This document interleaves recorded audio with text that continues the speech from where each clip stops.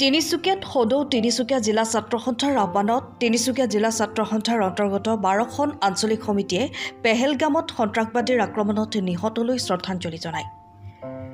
কেন্দ্ৰীয় গৃহ বিভাগক বুঢ়া আঙুলি দেখুৱাই চোৰাংচোৱা সংস্থাৰ চকুত ধুলি দি সন্ত্ৰাসবাদীয়ে নৃশংস হত্যাকাণ্ড সংঘটিত কৰি মৃত্যুৰ কিৰিলিত পৰিণত কৰা ঘটনাত সমগ্ৰ দেশতেই শোকৰ ছাঁ পৰিছে।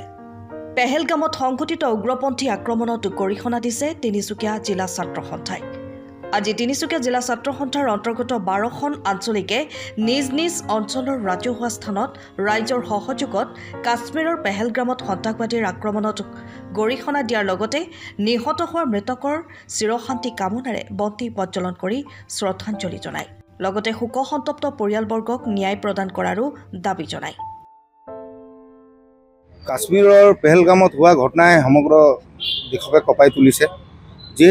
যিটো সময়ত ভাৰত বিশ্বগুৰু ৰূপে প্ৰতিষ্ঠা হ'বলৈ দৌৰত আছে, সেই সময়ত যে ভাৰতবৰ্ষৰ জনতা সুৰক্ষিত নহয় এইটোৱে প্ৰমাণিত হৈছে।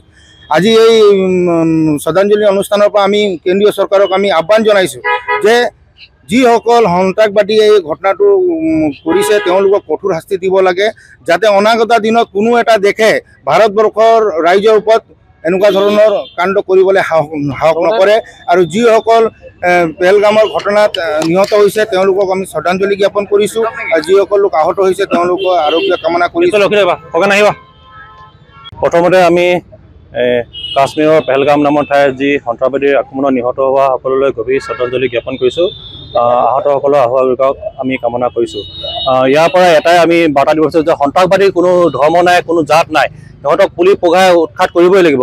আমি আজি এই কাৰ্যসূচীৰ পৰা আমি ভাৰত চৰকাৰৰ গৃহমণ্ডললৈ আমি এটা দাবী উত্থাপন কৰিছোঁ যে সকলক পুলিয়ে পঘাই উৎখাত কৰি ইহঁতক ইয়াৰ পৰা সম্পূৰ্ণৰূপে নাশ কৰিব লাগিব। যিসকল নৰপিকাচে এই কাণ্ডত জড়িত হৈ আছে তেখেতসকলক আমি কঠোৰৰ পৰা কঠোৰতম শাস্তি দিবলৈ আমাৰ তিনিচুকীয়া আঞ্চলিক ছাত্ৰ সন্থাৰ তৰফৰ পৰা দাবী জনাইছোঁ।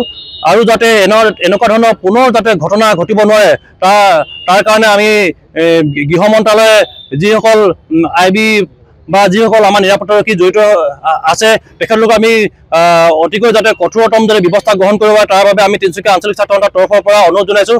আৰু যাতে যিসকল ব্যক্তি মানে তেওঁলোক আহত হৈ আছে তেওঁলোকক আমি আৰোগ্য কামনা কৰিছোঁ। আৰু যাতে পুনৰ যাতে এনেকুৱা ঘটনা ঘটিব নোৱাৰে তাৰ বাবে কঠোৰতম ব্যৱস্থা ল'বলৈ আমি ভাৰত চৰকাৰক অনুৰোধ জনাইছোঁ। আৰু আমি ভাৰতীয় সৈন্য যিকোনো কাৰ্যসূচীত আমি তেওঁলোকক সমৰ্থন কৰিম, যাতে সিহঁতসকলক দমন কৰিব পৰা যিকোনো কাৰ্যসূচীত আমি আমাৰ আঞ্চলিক ছাত্ৰ সন্থাৰ তৰফৰ পৰা পূৰ্ণ সমৰ্থন থাকিব। ধন্যবাদ।